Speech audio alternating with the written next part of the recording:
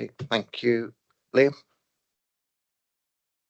Okay, welcome everybody to this sitting of the Audit Committee on the 2nd of July, racing ahead to the weekend there. 2nd of July 2026. Please note that this is a hybrid meeting and some members and officers attending from the Council Chamber at Woodhill House and some virtually. The meeting will be live streamed and the recording of the meeting will be published online for public viewing after the meeting. Can all virtual attendees activate their cameras for the duration of the meeting where possible? And if members wish to speak at any point, please notify me by using the raised hand function, or if you're unable to do so, please state your name and request to speak, and I'll bring you in at an appropriate time. Can somebody? That's better. So please do not use the chat facility within the meeting. If any members lose connection during the meeting, please take action to rejoin the meeting yourself, failing which alert the committee officer by separate chat message if possible. If you have any technical issues, support will be available from an IT officer, and today that is Brandon McIntosh. I will indicate that breaks will be taken through the meeting just to give everybody a chance to get away from the screen and stretch your legs. So item 1 on the agenda is the Sedurant. Liam, can I ask you to take Sedurant via a roll call, please? Thank you, Chair. We have 3 apologies this morning.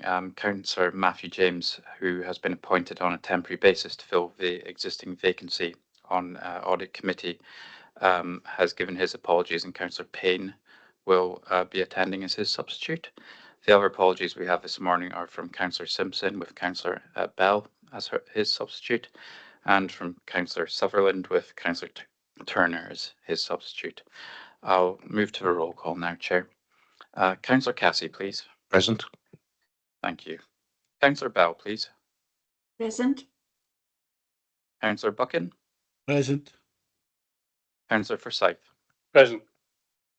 Councillor Grant. Present. Councillor Lonche. Present. Councillor Mayer. Present. Councillor Mason. Present. Councillor Miller. Present. Councillor Owen, please. Present. Councillor Payne. Present. Thank you. Councillor Reynolds, please. Present. Councillor Turner. Present. And Councillor Withy, please. Councillor Withy. Chair, that's 13 members present. I'll try to contact Councillor Withy. Thank you. Do any members have any interest to declare? If so, please indicate by using the hands up function and I will bring you in.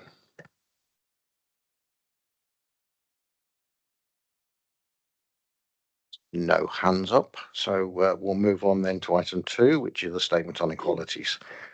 We've been asked to consider, and if so decide, to adopt the following resolution: to have due regard to the need to eliminate discrimination, harassment and victimisation, advance equality of opportunity between those who share a protected characteristic and persons who do not share it, and to foster good relations between those who share a protected characteristic and persons who do not share it, and also to where an integrated impact assessment is provided, to consider its contents and take these into account when reaching a decision.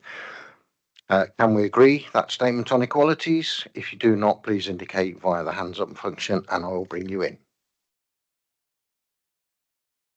Okay, thank you very much. Item 3 is the minute of the meeting of the 2nd of May. We're being asked to approve the minute as a correct record of proceedings. If any members do not agree, please indicate by using the raise hand function. I'll bring you in now. I'll take silence as agreement. With that, we move on to item 4, the statement of outstanding business.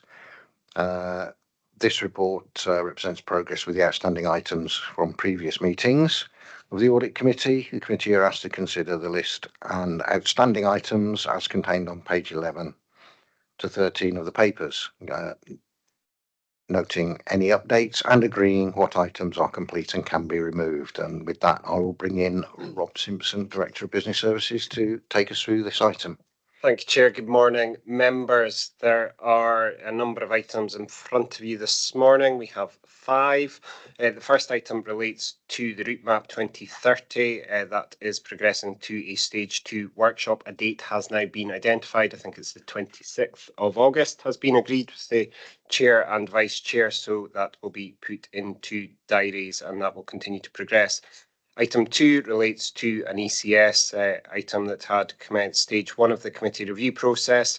That, as you will see in the update, will be going back to ECS committee in January 2027. We have asked that ECS provide an update to Audit Committee, just outlining the progress and the details, so that will come through to the next meeting of this committee. Item 3 relates to secure care provision. A report is on the agenda today. Item 4 relates to commercial and industrial lets. As you will see, that has moved into stage 1 of the committee review process. A report will be provided back to this committee, an update briefing note prior to the next meeting of this committee. Apologies. And item 5, this related to a number of questions relating to museums and ECS. What I propose to do is append the briefing note that was issued to the outstanding business list for the next meeting, Chair, so that it's in the public domain. Thank you. Yeah, thank you very much. Any questions? So with the briefing note being appended, the next time there's the one item that can possibly be removed today, depending on the outcome of that particular paper. So with that, we move on to item 5, the internal audit update report. And I'd like to bring in Andrew Johnson from the audit team. Welcome. Good morning. Thank you, Chair. This is our regular update report on progress with the agreed 25-26 internal audit plan and the follow-up of outstanding recommendations. At the reporting deadline, 6 internal audit reports had been finalised and are included on today's agenda. And of 20 recommendations outstanding, as at the 31st of May, 7 were closed again at the reporting deadline. For outstanding recommendations detailed in the report, further updates have been provided by management in certain cases and progress is ongoing. Thank you, and I welcome any questions. So I'll open this up for questions. Councillor Turner, Alan, good morning. Yes, good morning, Chair. Just a question, just perhaps Andrew's already going to be able to give us some more information on it.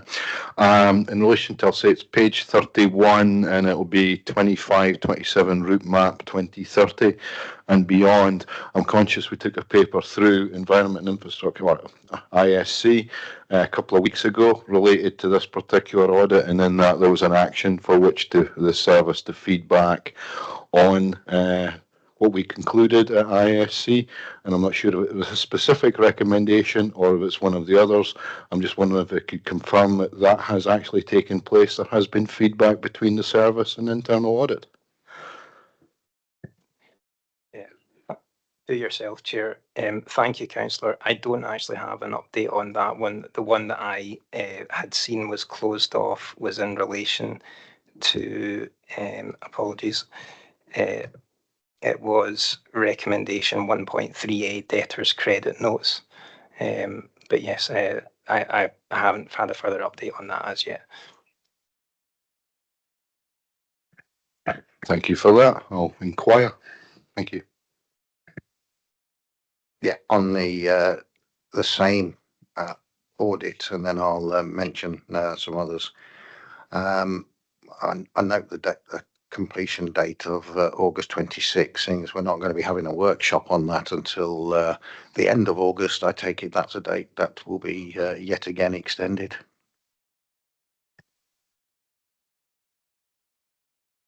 Again, Chair, I've not had an extension come through from the service, but I suspect that's possible given what you're saying there. Yeah, now the other ones that I'm looking at is that's the debtors credit notes, the teachers payroll. Service has asked for extensions, quite a number of them, September, June, July. The service say they need a little bit of extra time and they can complete the recommendations by those times. Would that be an accurate statement? That would, Chair, yes. Okay. Bearing in mind they've asked for a short extension for the works to be completed. If they are not completed for any reason, can we issue the relevant invites to the next committee to explain why that has not taken place?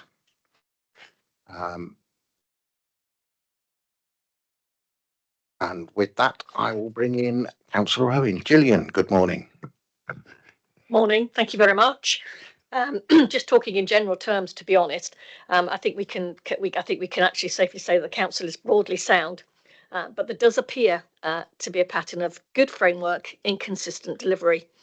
So I was just thinking about it. There was obviously a recurring theme of reasonable assurance, but with repeated weakness in governance, financial discipline, and consistency.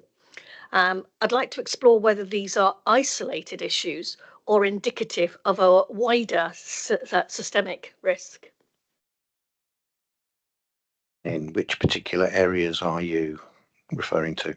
I think if you look at it, major risks still present: purchase cards, budget monitoring, procurement, and project management. So bearing in mind, I've only looked at those particular issues.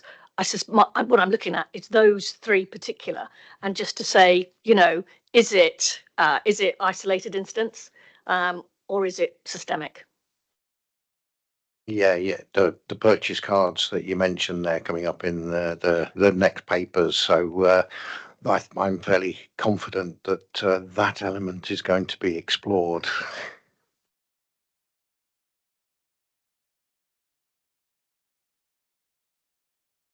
I'm seeing no further hands up, so I will take members to page 14. We've been asked to consider and comment on the internal audit update report at Appendix A. Note the progress of the internal audit plan and note the progress that management has made with implementing recommendations agreed in the internal audit reports. Do we agree those recommendations? Okay, and with that, then we'll move on to item 6, the internal audit reports. And I will return again to Andrew to lead us through this paper. Thank you, Chair. The first review presented to committee today concerns children's homes governance. The objective of the review was to assess the governance framework and operational effectiveness of council children's homes to ensure compliance with regulatory standards primarily. Overall, reasonable assurance was available over this area with a moderate net risk at a service level. In particular, positive assurance was available over care inspectorate assessment outcomes and wider quality assurance and improvement processes. The condition of the children's home's physical environment at site visits. The service had plans to expand children's home provision, which was positive, and SSC registrations were in place. However, the review identified some areas where enhancements could be made to the control framework. This included policies, procedures, and mandatory training completion gaps. There was some instances where child plan reviews had not taken place as required, and child plans had not captured sibling views. There were some potential areas for enhancement around medication control and record keeping over young people's expenses. There was another couple of points in relation to timesheet control, and in relation to purchase cards. There were some instances of prohibited purchase card use, missing receipts, and there was the use of a council-administered trust fund without the necessary authority.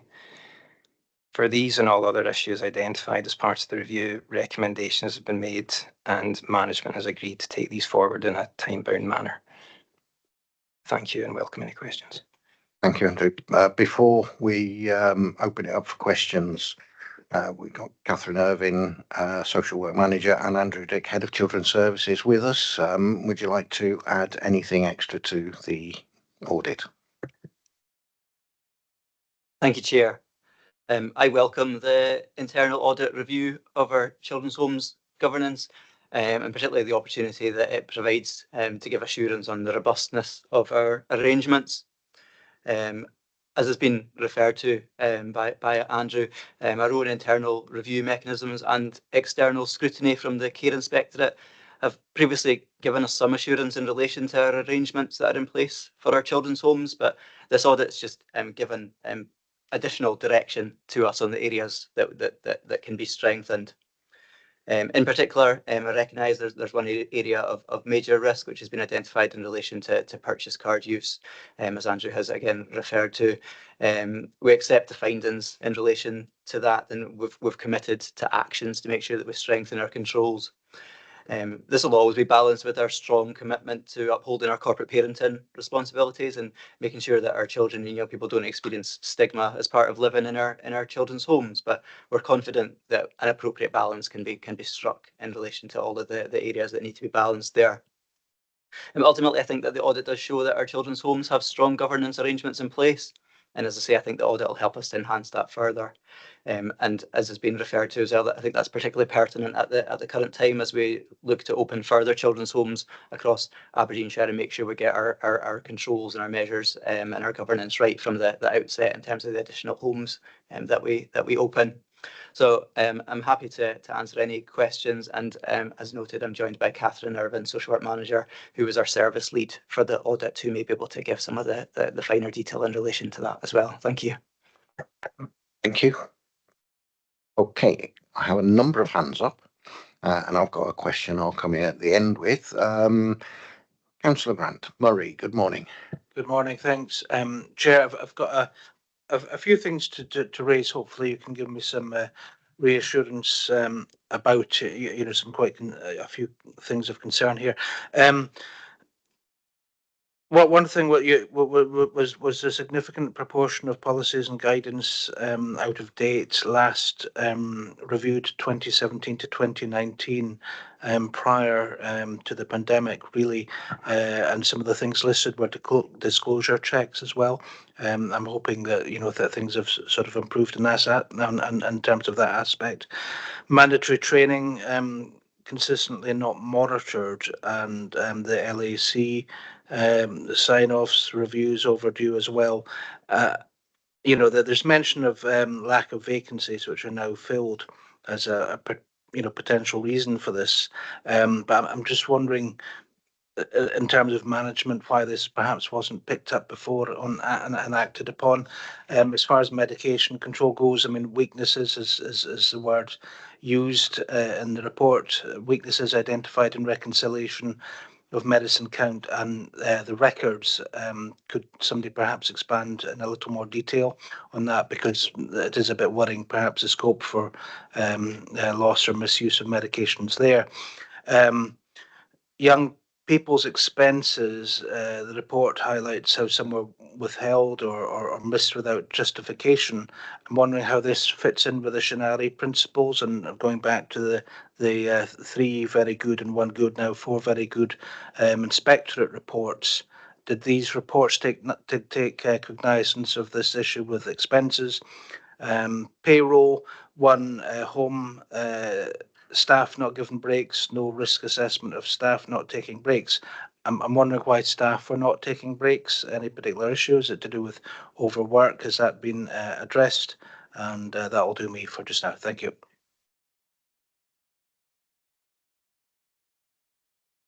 Thank you for your questions. So I've noted there's think there's 6 questions within there, and so I think there's 3 of them that I can initially respond to, and then 3 that I'll pass to Catherine for some more of the detail. So the first one was in relation to the policies and guidance and identification in relation to a number of these being overdue in terms of the timescale for review of those. We absolutely recognise the concerns that were raised in relation to that. We were provided with a full list by audit colleagues, and we've committed to identifying document owners for each of those in order to ensure that each of those are updated in a timely manner. Some of them will just will require a fuller review, and some of them will just require a check to make sure that they remain current. But we will absolutely make sure that all of those that those are updated. In relation to looked after child reviews being overdue, as noted, there was some diminished capacity within our looked after child review managers service in relation to vacancy and absence, and that resulted in some reviews being overdue. Again, I think that has led us to consider the contingency arrangements that we have in place around about that, and we've identified that we need to strengthen our contingency arrangements in that respect. We're currently advancing a plan to bring in a new lead role for our review managers who chair looked after child reviews, and that will give greater oversight and greater ability to manage any issues that arise in relation to this for the future. So we're confident that that will help to strengthen our arrangements in that respect. In relation to the payroll side of things and staff not being provided with breaks, the model of care that we have within our children's homes is one that we're proud of, and that we reviewed a few years ago and committed to maintaining, where staff undertake 24-hour shifts in our children's homes. So they undertake a working shift, they sleep over, and they are there again for a morning shift, and that's something that we've committed to because we believe it's a positive way of caring for our children and young people. So the same person who's there at night to put the young person to bed goes to bed same as the young person, wakes up again and greets the young person again when they wake up in the morning, and that commits to the principles that we want to have in place in terms of caring for our children in our children's homes. As part of that, we recognise the concerns that were raised just within that in terms of how that works in terms of staff having breaks, because the staff are there caring for our young people all the time. It's not practical to factor in official break times as such, because then there would be no one to look after the young people during that period. And so what we've committed to is making sure that we've got the necessary sign-offs in place in terms of staff accepting that's not the place, and signing their commitment in relation to their opting out in relation to that. So that's something that we will be taking forward as well. There were 3 further questions that I'll pass over to Catherine for some more detail around the mandatory training, the medication controls, and the young people's expenses. But if there's bits that you want me to come in on as well, please come back to me. Thanks, Andrew. So in terms of the young people's expenses, and you mentioned about them being withheld, so I think some of that was around their pocket money, and for some of our young people, they're in if they've come into our children's homes at an older age, then they're in receipt of basic living allowance. They have entitlement for basic living allowance, so that balances out their pocket money. And if we have young people, will have an allowance for birthdays and for Christmases. So if they've moved into our home partway through the year and it's after their birthday, then they wouldn't have entitlement for that to be added onto their Christmas allowance. So we're very clear about young people's expenses and how we manage that. In terms of medication controls, Andrew mentioned about the fact that we need to balance young people living in the home and not being stigmatized. And for many of our young people, if we're dispensing medication and 2 people have to dispense that and sign that and pass that over at the same time, then that kind of singles them out. And some young people just want the member of staff on shift just to discreetly come into their room and hand them their medication. And it's not always possible to have both two staff present at the time that the medication needs to be administered, because they may be committed with other young people in the home.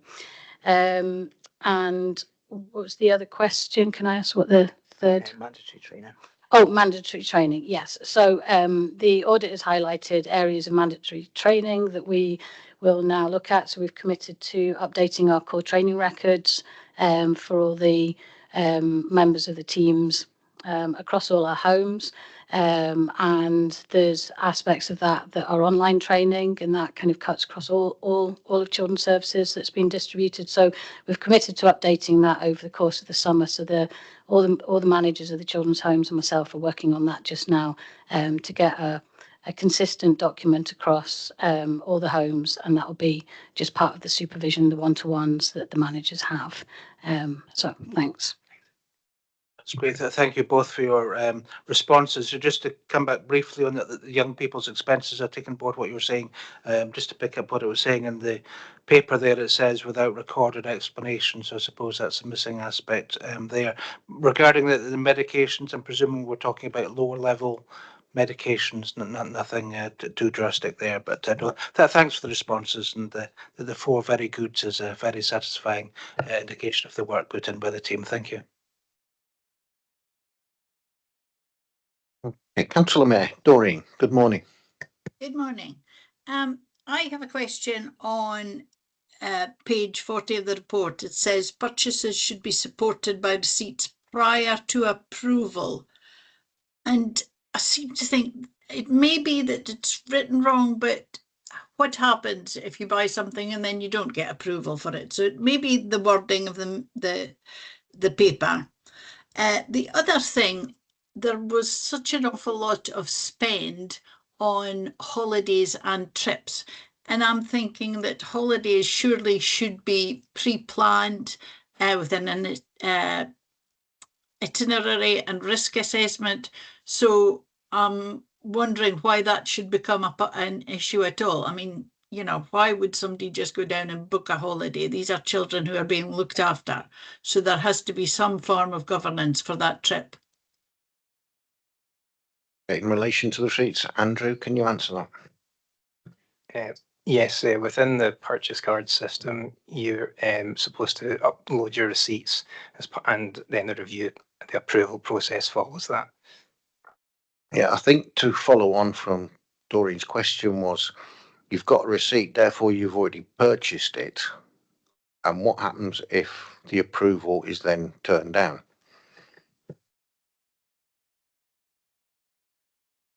Yes, that is a good point. But yes, you should have budget holder approval in advance of using a particular budget with your purchase card. So there's pre-approval, approval required. Yep, okay, that's fine. And can you answer the second point, please?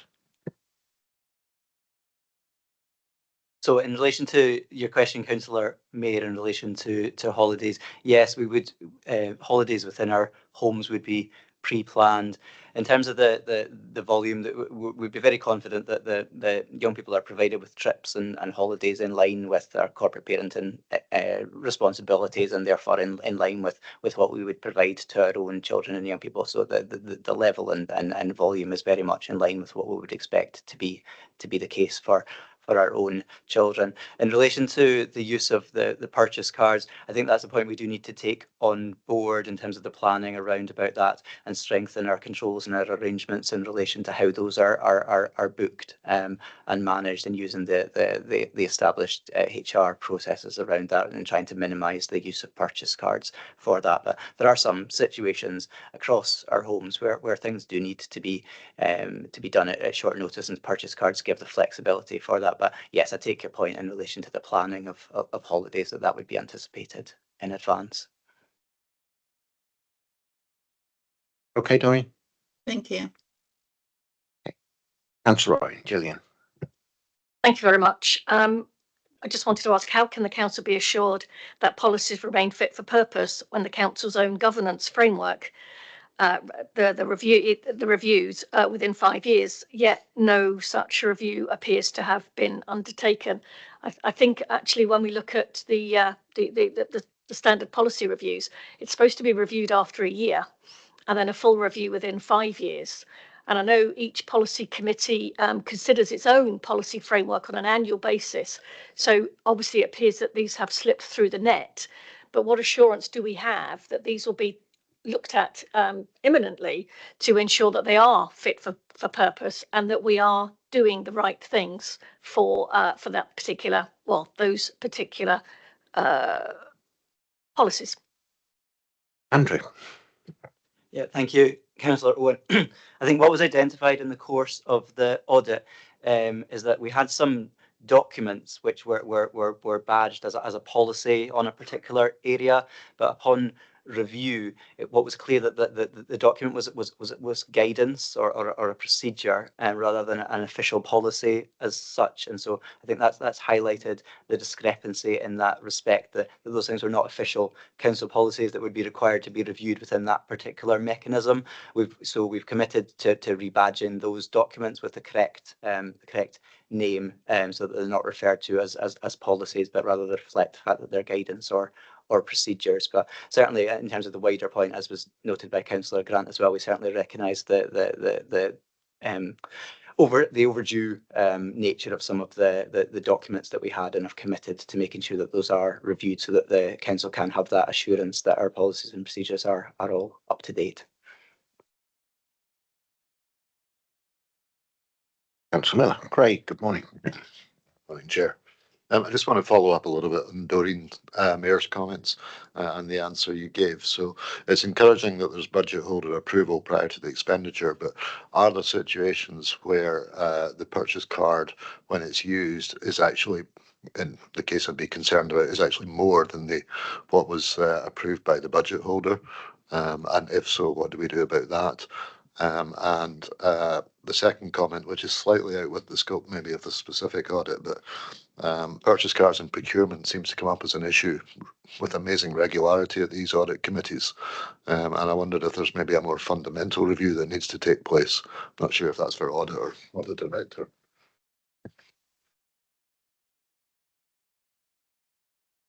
Thanks very much, Councillor Craig.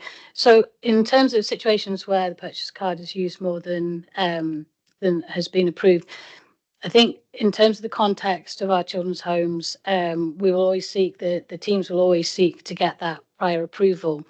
But at the weekends, for example, or in the evenings, if a situation were to arise, then the team would just need to use their discretion and then have that conversation at the earliest opportunity to give the justification for a spend that is above their personal approval level. And then that would be, we would have like a trail of that in terms of emails, and that would come to the team manager and then to myself, and if necessary to Andrew as head of service. Thanks. Councillor Mason. Trevor, good morning. Good morning. Yeah, it's just about the receipts required. Is there receipts for every monetary transaction required, or is it just certain, like over £10 or something like that? The companies I've always worked for, they demanded receipts for everything, and if you didn't have the receipts, you didn't get paid. That's it, basically. There's another thing I was asking about. The two young persons holiday. How many accompaniments? How many people are accompanying these young persons on holiday? That's because I can see the cost looks quite high, but once you break it down with the accompany people, and it builds up. Is that the case? Yeah. Yeah, thanks, Councillor Mason. I'll just follow on from your last question. In terms of holidays, we have across all our homes, we have a staffing model of 2 staff to either 3, 4 or 5 young people. So in terms of a holiday, it would be based on the needs of the young people, and that would be risk assessed, whether it needed to be a 1-to-1 for 2 young people, or one person taking 2 young people. So that would be risk assessed for the nature of the trip, the nature of the holiday, the distance as well for that additional support and the needs of the young people, and taking cognizance of their views as well about how they feel. So that would be the I don't know if that answers your question for the holidays. In terms of the receipts, yeah, we would ask for receipts for everything. But again, to reduce stigma, and I think Andrew and I had a really healthy conversation about this, that I use the example, if a young person's going down to the barber's, we would give them £20, and we ask our own child to bring back a receipt for that. So we would be looking for receipts when it's a spend by the staff members, but there may be occasions that they're out with young people, Christmas markets, for example, asking for receipts for everything. So it's about finding that balance. And if there aren't receipts, then again, there's the emails and the justification for that would sit along that spend. It's okay, Chair. Okay, thanks. I just add in relation to the holidays as well, that there would be some situations where individual young people would go on holiday with staff, but on some occasions as well, we would organise a holiday for multiple children in the home who would go on the same holiday, and that obviously reduces the costs proportionately as well if a number of young people are going on the same holiday. But ultimately, we're committed to making sure that our young people in our care have the same opportunities as any other child, and so although there are costs associated, we'd be very clear that that's really important for them to have those opportunities, and just make sure that we balance the financial aspects of that.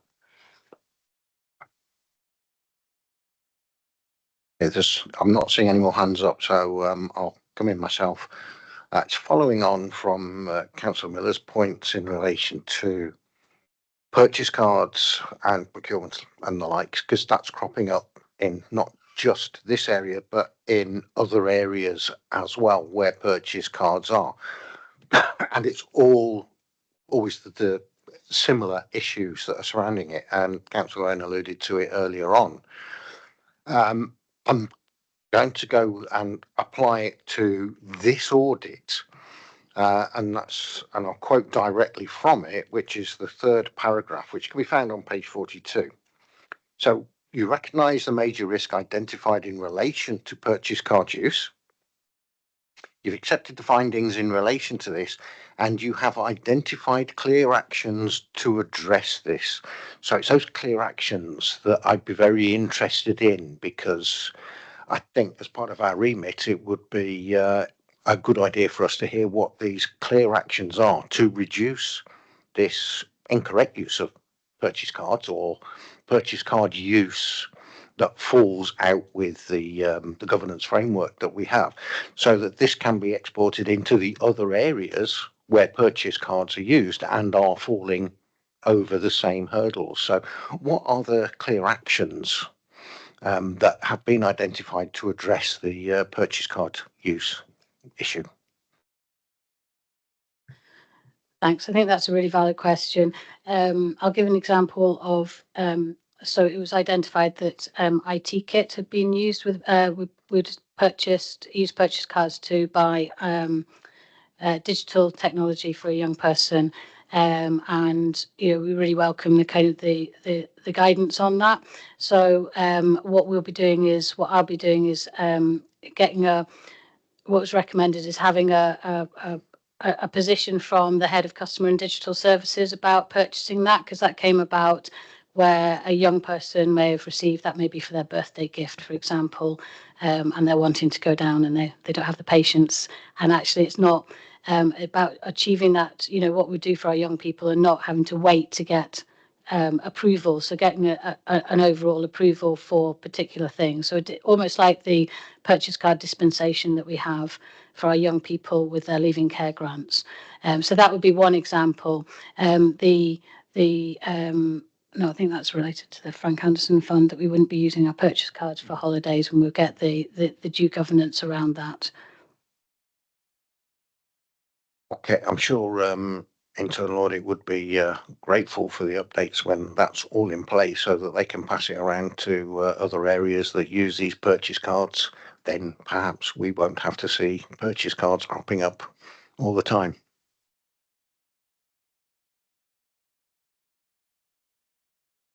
seeing no further hands up. So I'm going to ask committee, are you assured with what you've read and what you have heard in the answers today?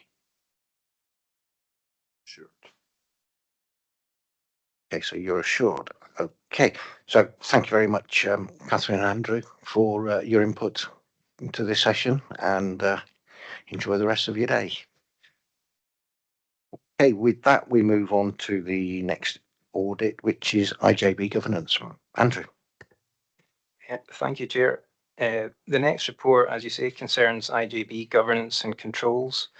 The objective of the review was to obtain assurance that the IJB has appropriate governance arrangements and a robust framework of control in place to manage its operations effectively.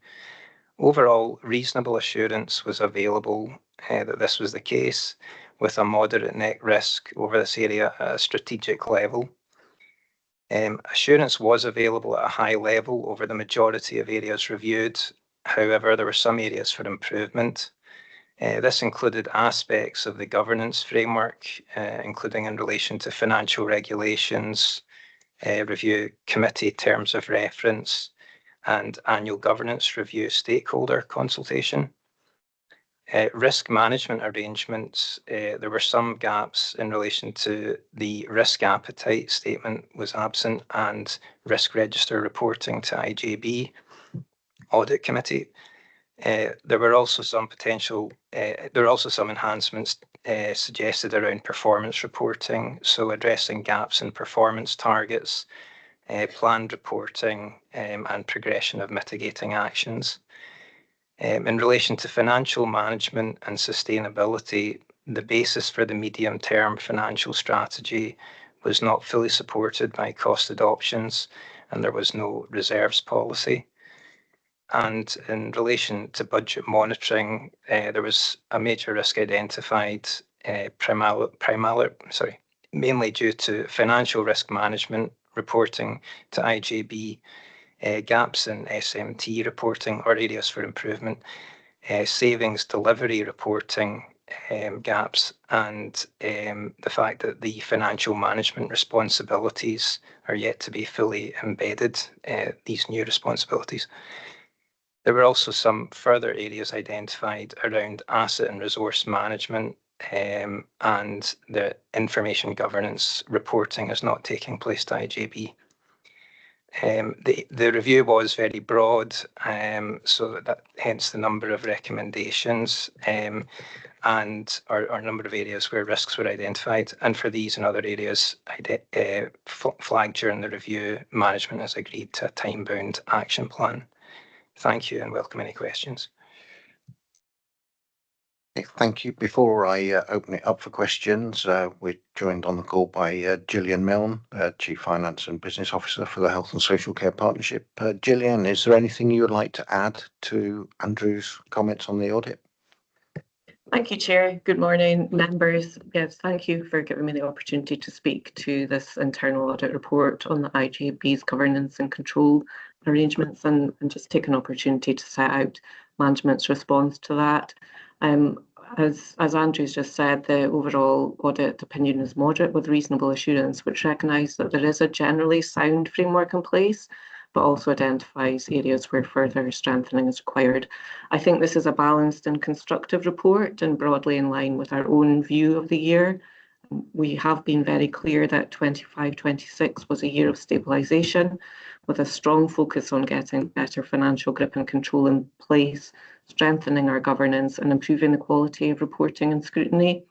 In practical terms, that has meant stronger engagement with budget holders, better scrutiny of high-cost packages, more regular financial reporting, clearer accountability across services, and I think that's reflected in our management response to the audit.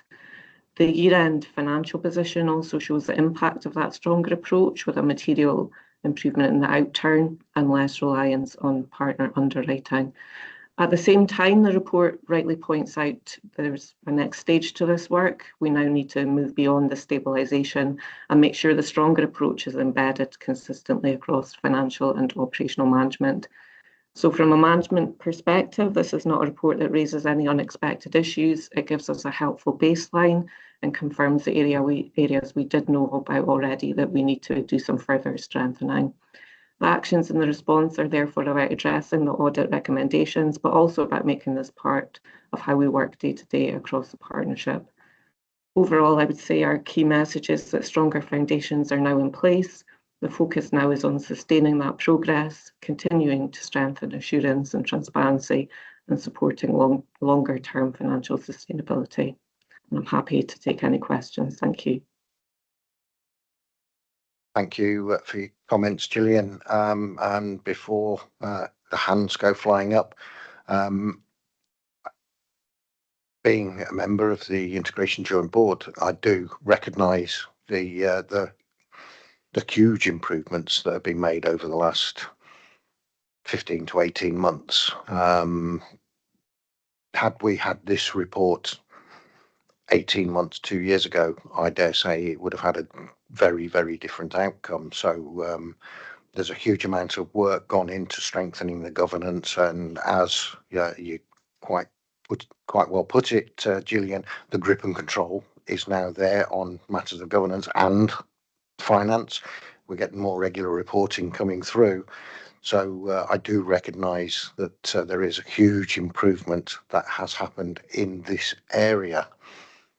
So that's not a question, that was more of a comment, and thank you for your work. Does anybody have any comments? Councillor Grant Murray. Thank you, Chair. Thank you, Gillian. Mine's more of a comment rather than a question as well, just to echo what Ross was saying. The paper, like the one that follows, was on the agenda for the last IGB Audit Committee meeting, where it was discussed at length, and subsequent to many of the issues raised in the audit, changes have been put in place. Within the agenda, there was minutes from the Risk and Assurance Group, which listed the various risks within the IGB, so that there was a discussion about that. So things have certainly moved forward on that aspect. Regarding information governance, that was a point highlighted as well, and I believe that's going to be forthcoming at future committee meetings. So just to echo the thanks for the turnaround over the last year or so, and things are definitely on the right track. So thank you.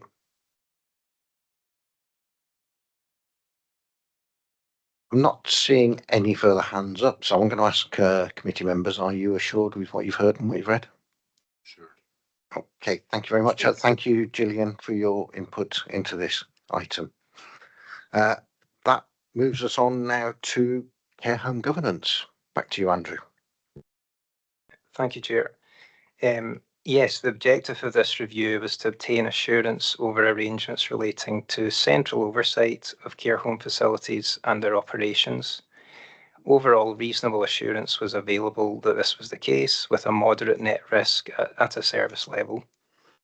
The service had developed plans to improve oversight and deliver sustainable care home services. However, the review identified additional areas where enhancements could be further considered. Strategic plans are high level, and at the time of the review did not cover care homes, presenting a risk to transformational delivery to some extent. The management structure was also area-based, and reducing functional oversight and over care homes specifically. Similarly, risk management and business continuity plans were locality-led, and so there was no risk management and business continuity plans at a care home level. And in relation to resource management, there's been no consistent care home budget monitoring arrangements, which has historically contributed to the partnership's overspend. Also, with regards to performance management, whilst strategic care home specific key performance indicators have been identified, this is recently, and monitoring arrangements are yet to be fully implemented. However, for these and all other issues identified as part of the review, management has agreed to a time-bound action plan to address recommendations made. Thank you and welcome any questions. Okay, before I open it up for questions, we've got Mary Roper, the location manager for the health and social care in the south. Any questions or any comments? Just to advise you that I'll do the initial management response, and then Vari's joining me just now, and she'll pick up any detailed questions. So in terms of the response to this audit, thank you again for the opportunity to speak in response to the care home governance audit and set out management response. The overall audit opinion is moderate with reasonable assurance, as Andrew's indicated. And again, that indicates that there is generally sound framework in place, but some areas require further strengthening. The main point that I would draw out from the management response is that this is a balanced position. It recognises the audit findings, also reflects that improvement work is already underway and links clearly to the wider priorities of the partnership.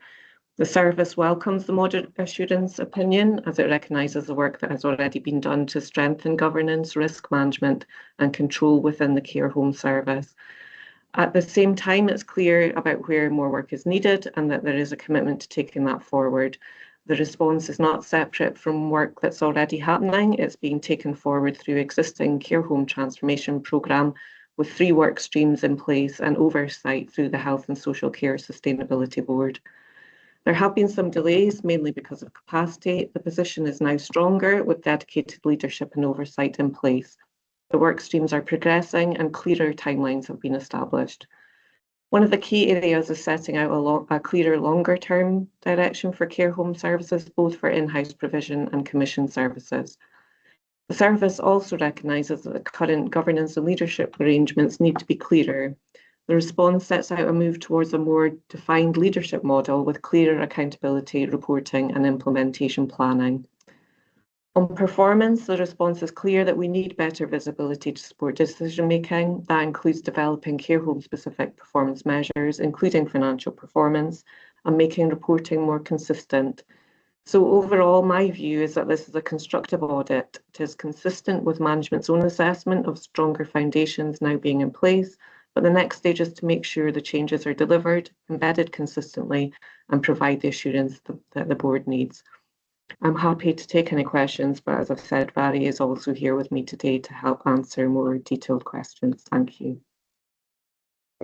Okay, thank you for that, Gillian. I'll open it up for questions.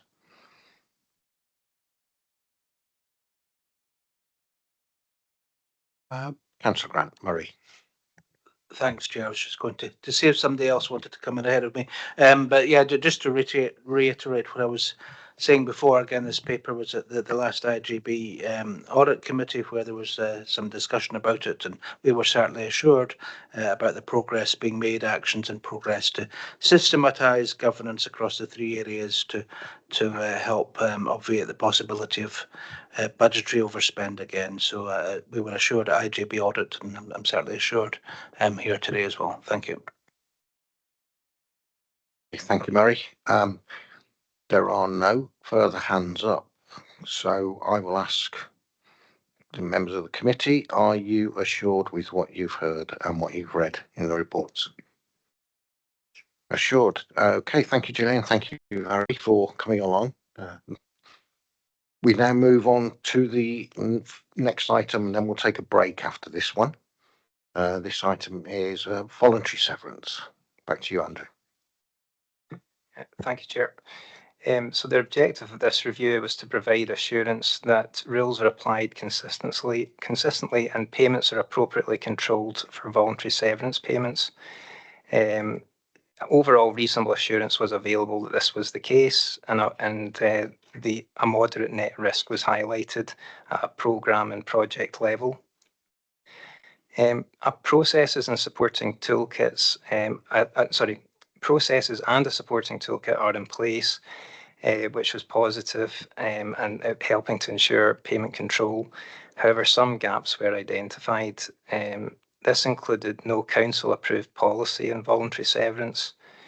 Procedures were high level and guidance did not cover discretionary payment rules, as well as there was no procedures on VS calculations. And in terms of data accuracy and changes, changes were not at the point of final payment were not going back to the decision panel, or it wasn't observed that that was the case. There was also some gaps in payment control processing checks around redundancy payments, payments in lieu of notice, and strain on fund payments. Also, in relation to post and budget management, post removal checks were not evident, and VS savings budget reporting was absent.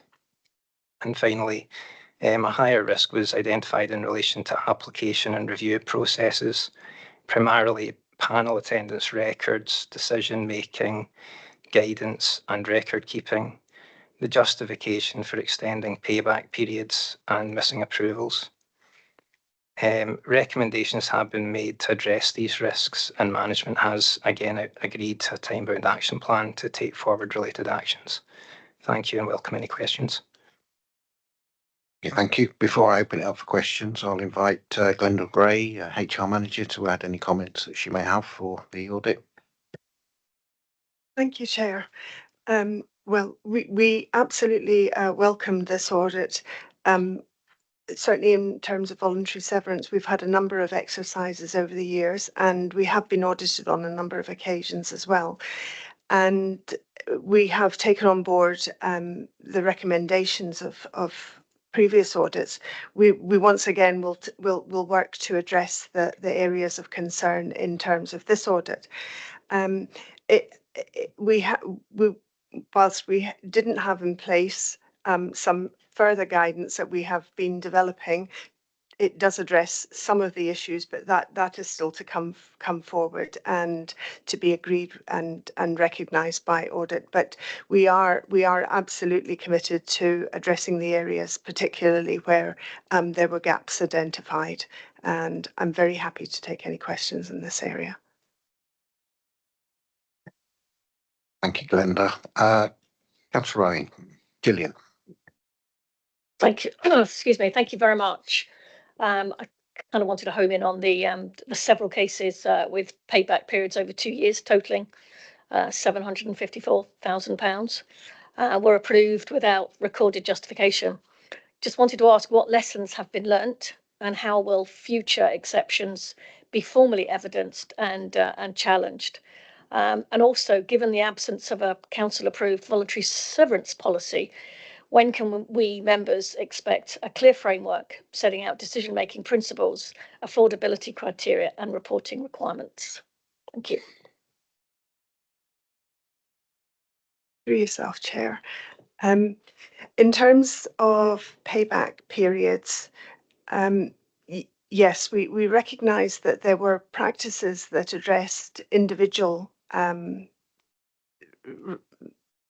requests under the voluntary severance scheme, but didn't address group issues. So we are absolutely looking at how we integrate that into the future guidance and policies that we work under, and therefore there'll be a practice included, and people will be able to see how we're calculating that, and we're working very closely with finance on that as well.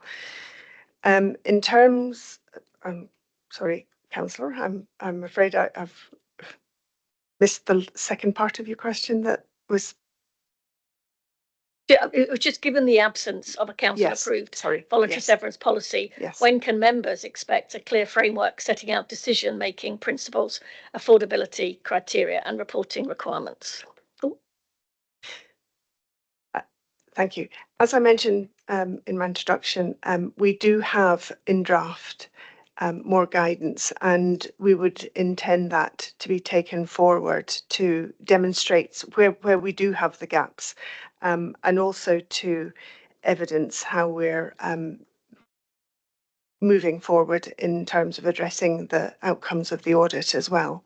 So there will be further information available particularly to our senior leadership for consideration in the first instance, and their guidance on how we take that forward. Councillor Grant Murray. Thank you, Chair. Thank you, Catherine. Yeah, one of the points I was going to raise was, I mean, there's not too much detail in the management response about moving forward in terms of reporting to councillors. So it's good to hear that the feedback on that. It is a bit worrying what's been picked up about perhaps the lack of written procedures leading to perhaps inequity in some of the VS decisions made in the past. States potential leavers not given full details of the calculation and able to verify for themselves.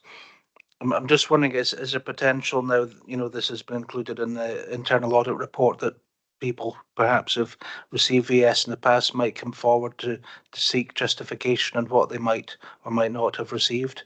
Has that scenario been entertained, and what are the plans for handling that? Thank you.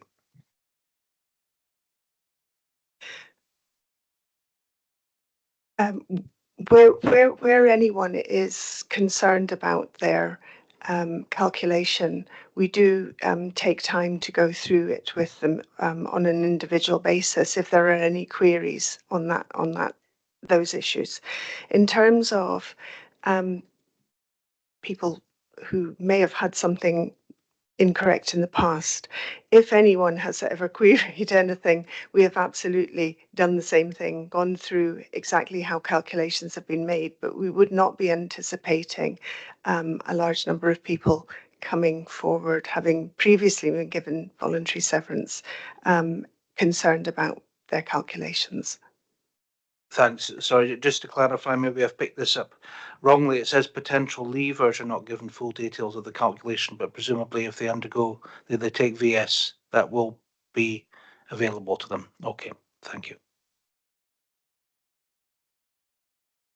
Yeah, if I may, Chair, just to add to that, we do have a robust process sitting behind that. So it's about the explanation of the calculation rather than the calculation itself. So I am confident that we have a very robust process sitting there that we can explain to anybody who requires that explanation or wishes to come forward to seek it. Thank you. Okay, I'm not seeing any further hands that are up. So I'll ask the members, are you assured with what you've heard and what you've read? Assured. Okay, thank you very much. Right, it's 11:17. We've been going for an hour. We've still got two very heavy audits to go through, along with a number of other papers. So with that, we'll take a break until 11:30. We'll come back at 11:30 and we'll start again.